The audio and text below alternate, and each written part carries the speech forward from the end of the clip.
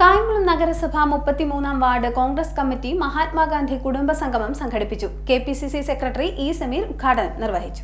കായംകുളം നഗരസഭ 33-ാം വാർഡ് കോൺഗ്രസ് കമ്മിറ്റിയുടെ നേതൃത്വത്തിൽ മഹാത്മാഗാന്ധി കുടുംബ സംഗമം സംഘടിപ്പിച്ചു. KPCC secretary advocate E Sameer ഉദ്ഘാടനം നിർവഹിച്ചു.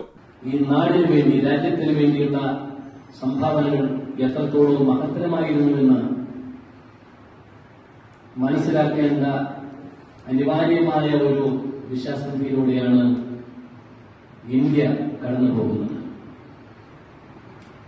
ഇന്ത്യക്ക് സ്വാതന്ത്ര്യം നേടിത്തരാൻ വേണ്ടി പോരാടിയ മഹാത്മാഗാന്ധിയെയും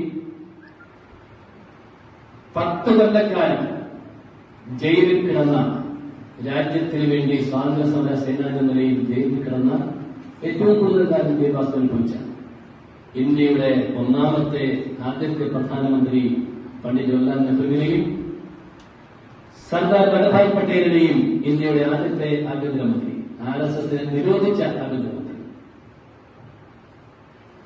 അതേപോലെ ഇന്ത്യയുടെ ആദ്യത്തെ വിദ്യാഭ്യാസ മന്ത്രി മൗലാന അബുൽ കലാം ആസാദ്, ഇവരൊക്കെ അധികാരത്തിന്റെ അംശവടികളുമായിട്ടല്ല, അവർ ഇന്ത്യൻ നാഷണൽ കോൺഗ്രസ് എന്ന മഹത്തായ ദേശീയ പ്രസ്ഥാനത്തിന്റെ മൂവർണ്ണ കൊടി നെഞ്ചിൽ ചേർത്ത് പിടിച്ചുകൊണ്ട്, ആകാശത്തോളം ഉയരത്തിൽ ഉയർത്തിപ്പിടിച്ചുകൊണ്ട് ലക്ഷക്കണക്കിന് സ്വാതന്ത്ര്യ സമര സേനാനികളെ സംഘടിപ്പിച്ചുകൊണ്ട് രാജ്യത്തിന്റെ സ്വാതന്ത്ര്യത്തിന് വേണ്ടി പോരാടുന്നത്.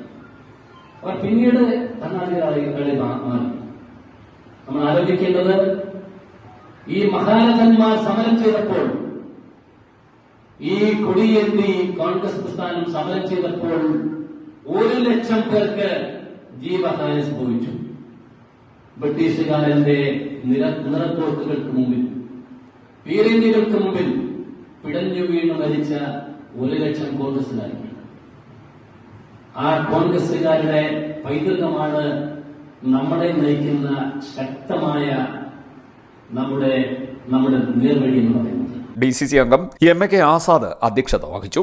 Block Congress president Chirappurath Murali, UDF convener AM Kabeer, PS Prasannakumar, Shobha Surendran, Lekha Somarajan, Chandrababu, Raveendran, Ashokan, V Krishnankutty, Yesudasan എന്നിവർ സംസാരിച്ചു. CDNet news, Kayamkulam.